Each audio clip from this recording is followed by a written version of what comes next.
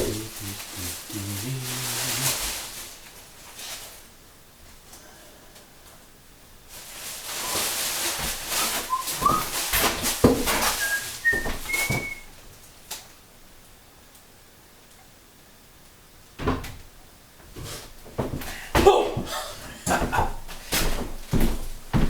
everybody, welcome. I'm going to carry on with these porcelain bowls that you saw me throwing the other day. They're ready now to be trimmed, and I've had them upside down on a flat board, let's say a flat clean board, alright, because they're face down.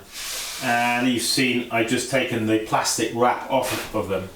So what we're going to do is I'm going to now start trimming these. So see if I've got a trim tool here. Yep. I've got some warm water there. We've still got a bit of light coming in, which is nice. So we're not in pitch dark yet. And we are managing to raise the temperature in here. It was quite cold earlier on. In fact, we are, what are we? We're almost about 49 degrees. So still not all that warm. And it does make a difference, doesn't it? That your workshop is comfortable and you feel good to be there. You know, nothing worse than going out to your studio and being uncomfortable the whole time because you're cold. So we're going to bring the camera in just a little bit closer, so you can see what I'm probably much like we were the other day. Yeah, what we'll do is we'll start off, maybe come in a touch closer, but we'll start off out here and then we'll come in closer for a bit of detail, but that'll do for a start. Okay.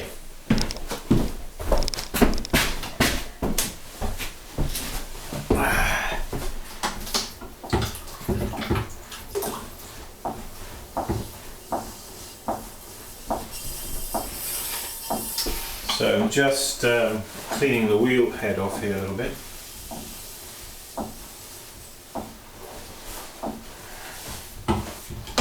So let's start with this one on the end here.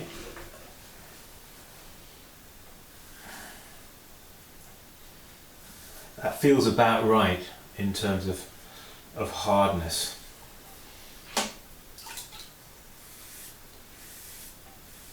So basically, trimming these is like trimming any other bowls, really.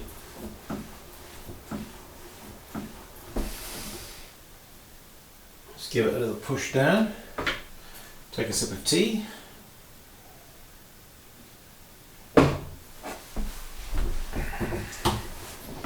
So basically we're going to trim these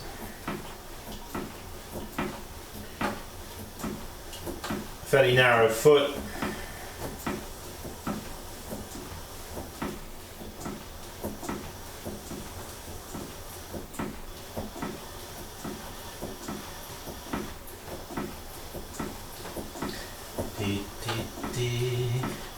Yes, my goodness, we've had some cold days here. It was almost down to actual freezing in this room.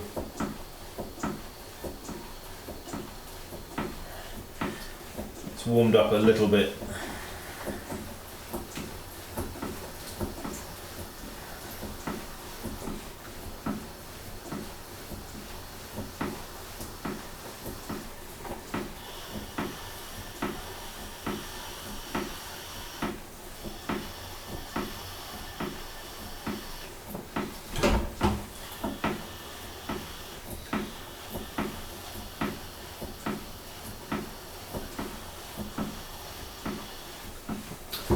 I still haven't got my mirror. Let me get my mirror. I've got my mirror over here. What I need to do is just clean it a bit because it's had stoneware clay on it. I just want to get that off because before it goes into my porcelain wheel.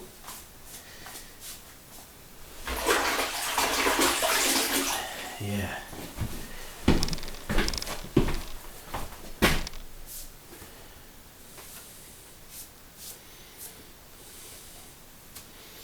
There's that. I'm going to need a little lump of clay as well to hold it.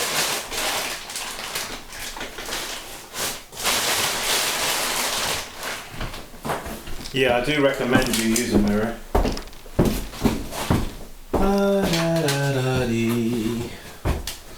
So, well, let's say we're going to put the mirror here, I think. Just on the side of my wheel there. Yep, that's good. Just enables me, you see, to see the profile of the piece. And that is really vitally important, isn't it? Aha, but I've left my trim tool now over there again. I'm always putting things down and then I wonder where they are, and then I realise I have to backtrack in my thinking. Oh, where was I? What was I doing? I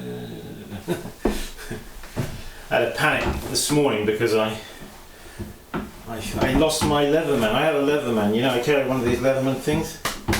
Anyway, I was noticing as I was getting dressed and I thought, well, where's my Leatherman? It's gone.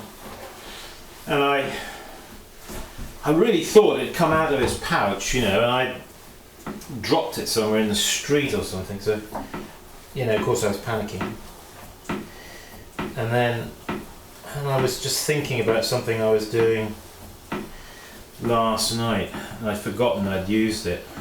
I was outside actually and just adjusting a piece of stovepipe outside in the dark. It was cold and I had my torch and couldn't get the piece of stovepipe to go in, so out with the Leatherman and I was just bending it, you know. Of course I had to put it down and then forgot to pick it up.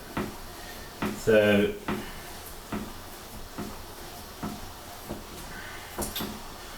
yeah, it was a nice relief.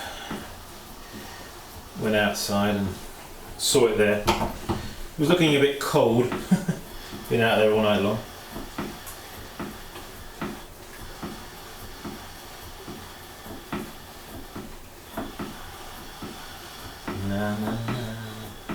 Okay, so I'm just now trimming down the side here. The thing is to, you know, when you start, let's say when you start with this shape, you know, you have to think to yourself, well, how am I going to trim it?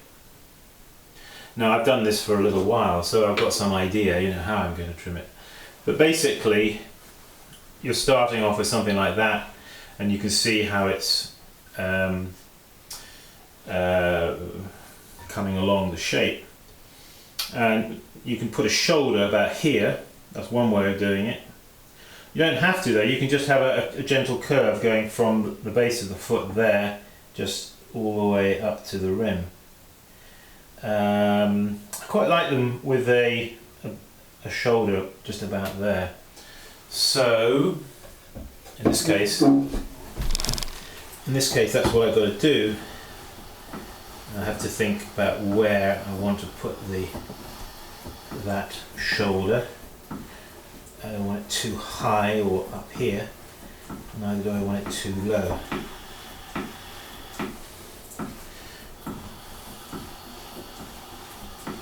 So it's just a case of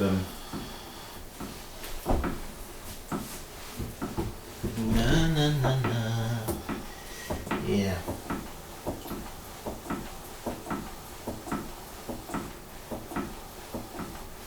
Now the width of the foot, there's probably something. Well, Simon, well, how do you know what should the width be here, say in relation to that there? Well, the answer is I don't know, because I just sort of do it by eye. But let's take a measurement. Let's say the overall width of this is about 6.5 inches, and the foot is 2.5. So that's 2.5, and the total is 6.5. So it gives you some idea.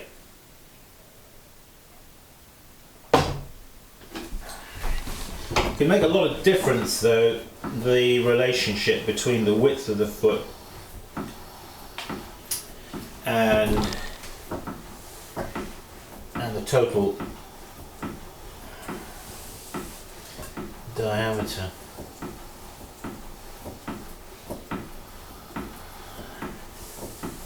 Subtle points, but they do make a difference. And I always put here on the corner, let's bring this camera in a little bit more, and then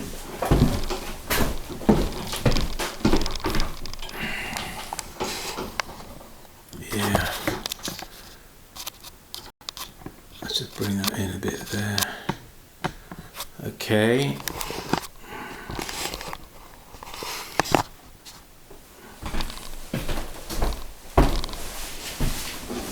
So as always, you know, when you trim here, you get a corner, don't you?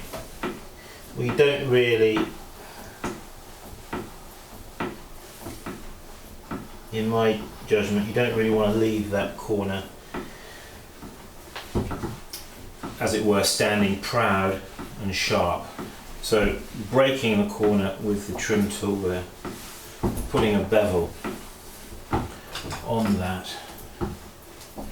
Okay, so now I'm basically happy with the width there. So now I'm going to dig in. I dig in with the corner of my trim tool, so, and you see my hand are sort of, this hand here is supporting this one here. All right, that's important that you one hand can lend another hand some assistance, or give it a hand, you know. Okay, so just touching with the corner there, you see, leaving. That's not a bad idea to put a little mark in that, like that, because it acts then as a because what I've got to do is trim out the inside here, and when I see that line, it means I don't go any further. Sometimes when you're novice to... Ooh, that wasn't very good, was it? Never mind. Well, and in the process, you see what I've done when I cut that, it went off and the tool went out the side there. You see it's gouged it, hasn't it? That's not what I wanted to happen. But these things do happen, don't they? Such is life. Such is life on the potter's wheel. Okay, so what I'm going to do is I'm going to just centre that up again. You're probably asking, well, what are you going to do about that now, Simon? You've got a gouge in it. How are you going to rectify it? Well, let's see what we've got here. I've got a little bit of soft clay here. I'm just going to put a little bit of... It's a wonderful thing about clay, isn't it? That even if you make a mess,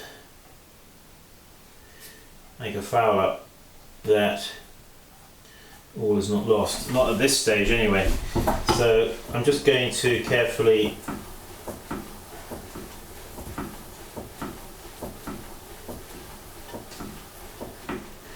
trim down there like that. Now I've got a bit of a gouge there to deal with, so I don't want the tool to keep following the gouge, you know.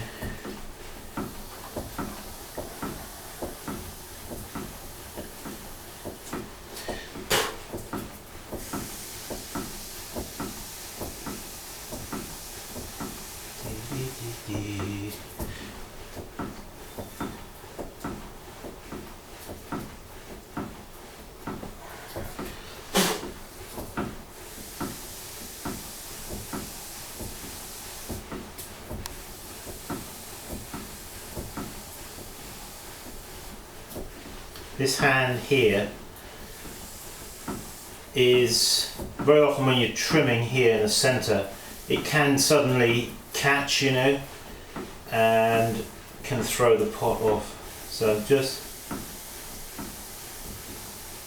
kind of caressing the pot, but also holding the foot ring there, kind of between my thumb and my index finger, at the same time as trimming. I'm not really holding it back, I'm just holding it there in a light kind of way. So we've redressed that now, I think.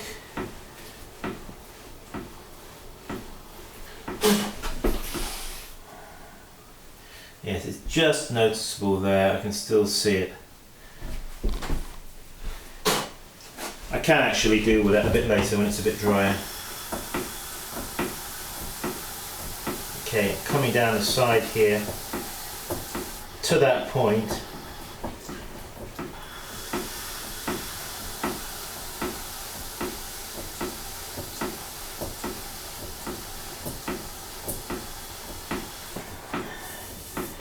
Removing the material. Generally with these kind of porcelain bowls there's a fair amount of trimming that needs to be done.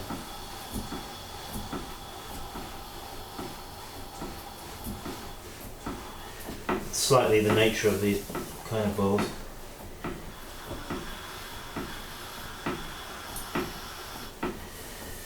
But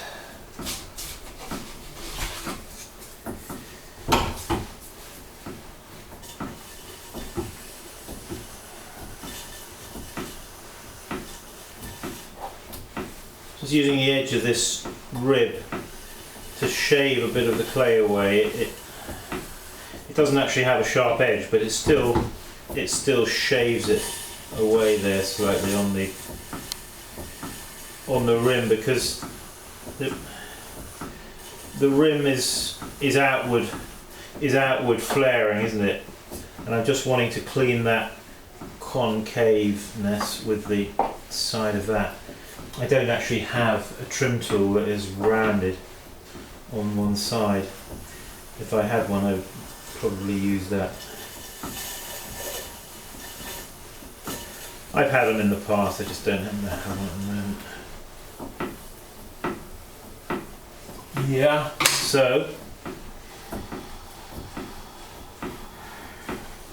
now it's worth taking a little care with these, I think, to get the shape right. It's all important, isn't it, to get the shape right with things, the form right. Too many bad forms out there. Well, it's a sensitive thing, isn't it, to get the form.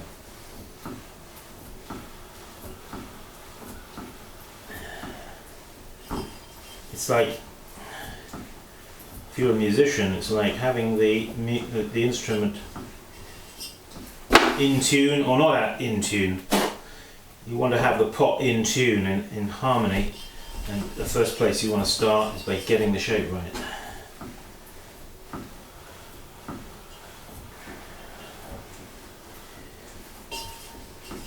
So one has to know how to tune one's instrument.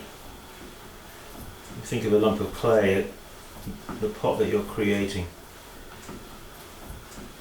It's going to be an instrument, isn't it? It's going to play a tune. When this pot is finished, it's going to play a tune, just like a musical instrument. People are going to look at it and they're going to think, oh no, that's off key. You ever look at a pot and think, oh no, that's off key. So we've got to tune it. This is what we're doing, tuning it.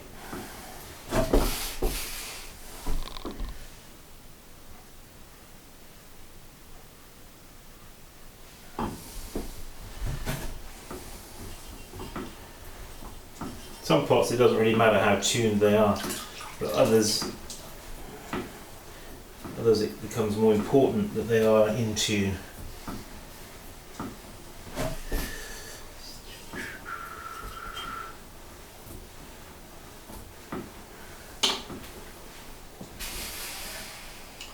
So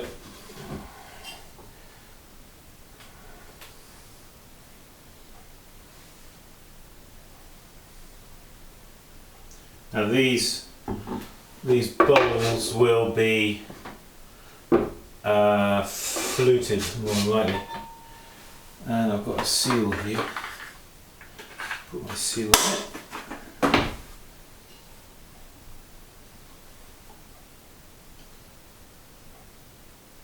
If you're going to seal the bottom of your pot, it may be that the bottom of the pot you feel is a little hard. If you just lick your finger and dab it onto the bottom of the pot there. Alright, like you've seen me do there. And then just give it a little rub so it's not wet, and otherwise it'll stick in the seal. It'll stick inside the tread of the seal. Okay, so now we're going to just impress the seal in, and it'll just go in a bit easier, I think.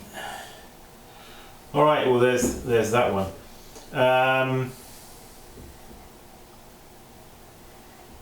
Yeah, put him over there.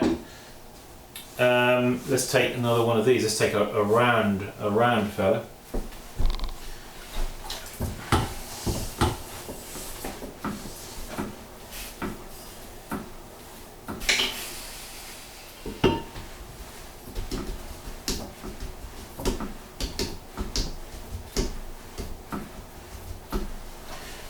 Okay, we'll just pull back the camera now a touch. A little bit.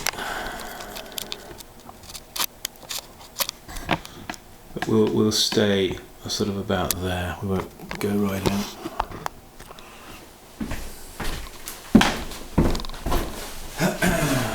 Right. Yeah.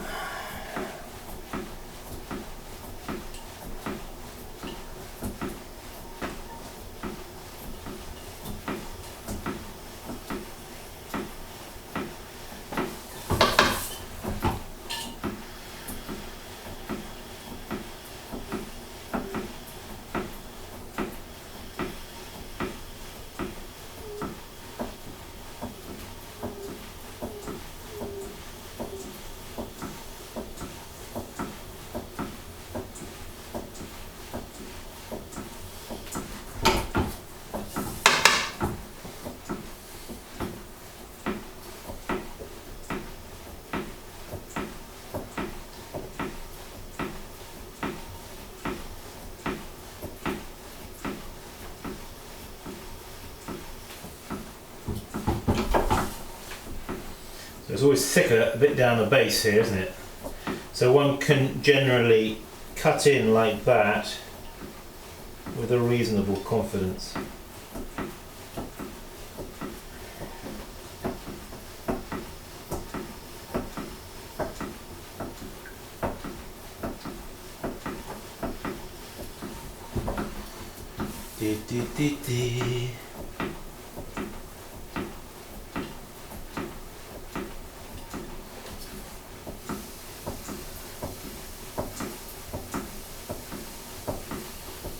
And if one is not confident, if you're not feeling confident, which, you know, when you start off throwing, chances are you're not particularly confident when it comes to trimming.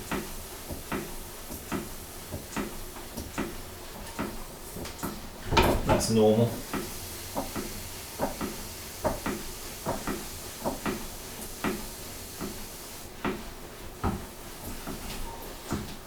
You see, I'm going to lift that off, and I'm just going to give it a feel there. You know, give it a feel. Just see how it's developing as you trim it.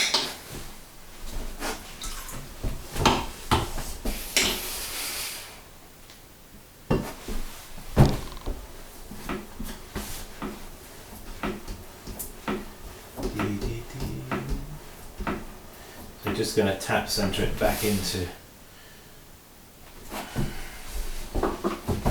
Well, it felt like it was quite good. It could do with just a little bit more off. Down here.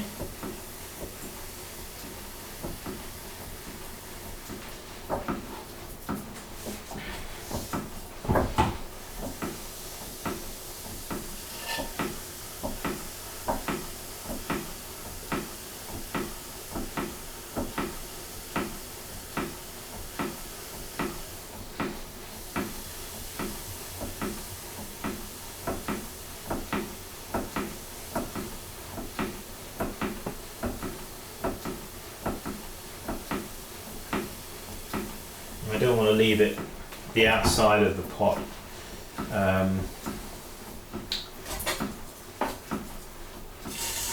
rough, because I want to, more than likely, want to flute it.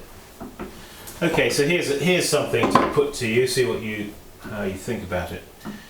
You see, the thing about making these kind of pots that we make is that we want to have the different individual parts of the pot. We want to make them all integrate together, so the pot at the end feels like it's one pot, and all of the individual parts of the pot, whether it be the foot, the rim, the belly, the shoulder, whatever it is, that they all harmonise together. That's the important thing. Now with this more angular shape, an angular foot perhaps. Sometimes I think though, talking about, relating the different parts of the pot so they're all in harmony, we're just going to do the same shape, foot, whatever the shape of the pot, or are we going to customize the foot so that it also somehow relates to the shape of the pot? These are thoughts that go through my mind, as I'm trimming. And I kind of think that there should be a relationship slightly between the foot and the body. So I might have a tendency to cut in a bit and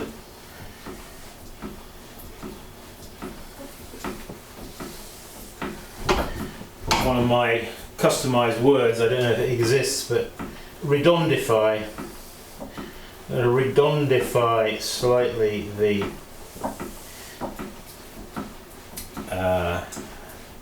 profile of the foot ring I'm carving here. And I think to do that is it's good to do that. Maybe, anyway, just to be open to that.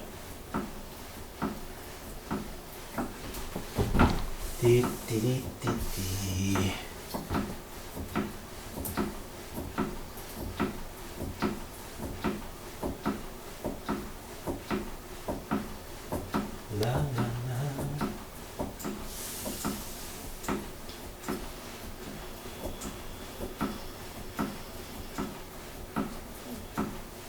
If you're trimming like that, you see how the tool is.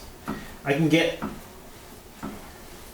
more, the point there, I can get in more. If I bring it back like that, you see, then the point there would dig in more, give me more reach. You see, I can try like that, but that will only give me that. But if I then incline the tool up like that, you see, that corner of the tool there is reaching in deeper, giving me more undercut. Tip of the day. Okay, I'm now going to hopefully do better than what I did last time when I came off the wheel and we had to do a repair job, but repair jobs are good, aren't they? Because when things go wrong, it's an opportunity to teach, isn't it?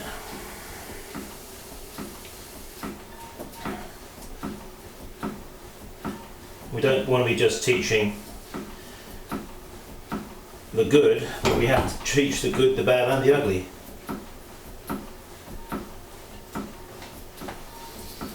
Or how to avoid the good, the bad and the ugly.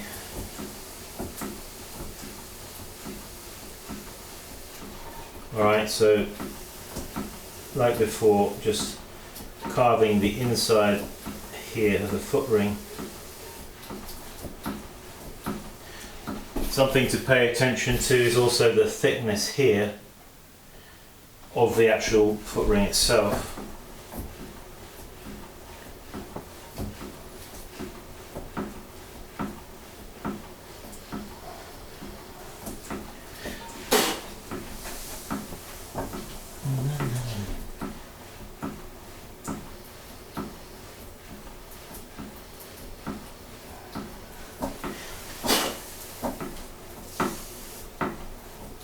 Looking for that shape, nice curve, nice flowing form.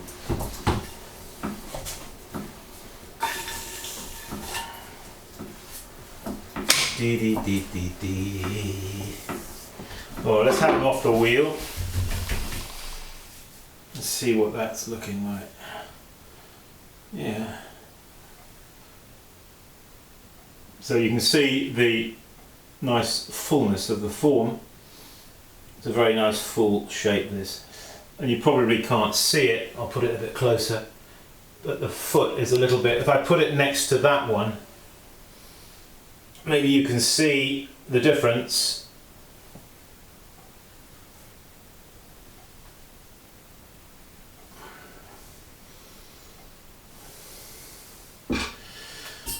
Alright, so after it's been face down, we're just going to go over the rim again, fine-tuning it like I said before.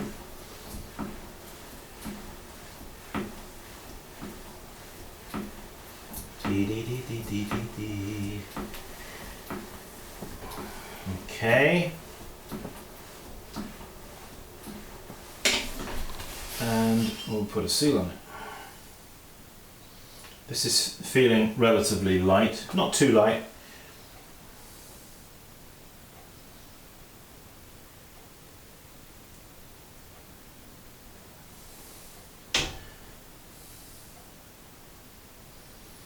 Yeah. Okay, so there they are. Those are the two I've just done. I've got two more to do. Yeah.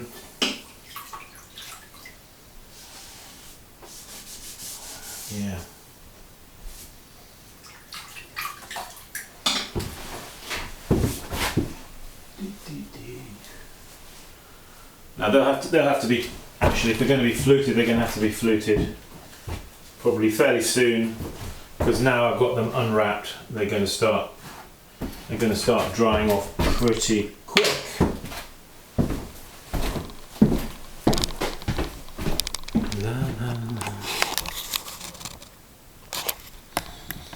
So there they are. So what do we have to say more than that? I'm going to be doing some teaching, webcam teaching, and I think there's details on it on my website about it. The website is called powwow.com. If you go to powwow, you can sign up for a pottery class if that's something that you would like to do. I was just thinking, this time of year, with trying to run workshops with the weather and everything, it's actually quite difficult, and it's very easy to organise a workshop and then only to have it cancelled, because of snow or something. So an easy way to have a workshop, you can have it in the comfort of your own home, nice and warm, with your cup of cocoa or whatever.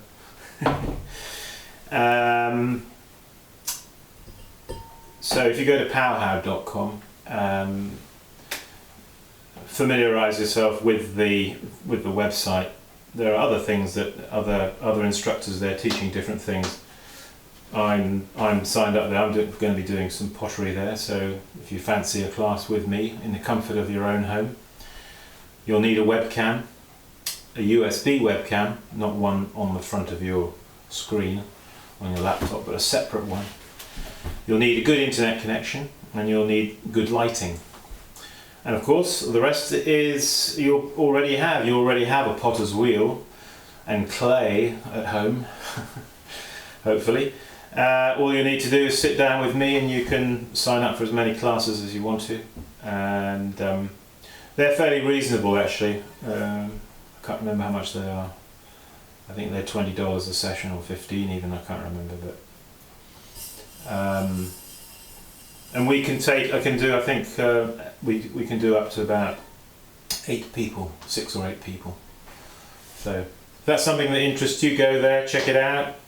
And no need to travel, no need to go out into the cold. You can have a pottery class at home, and maybe I can help you and teach you. Yeah, so that's that. Good. Until then, well, I'm going to carry on now doing these other 2 that I've got to do. We'll probably I'll make another clip of the fluting of these. Okay, until we meet again, keep practicing. It's the secret. Don't give up. Okay, bye bye now.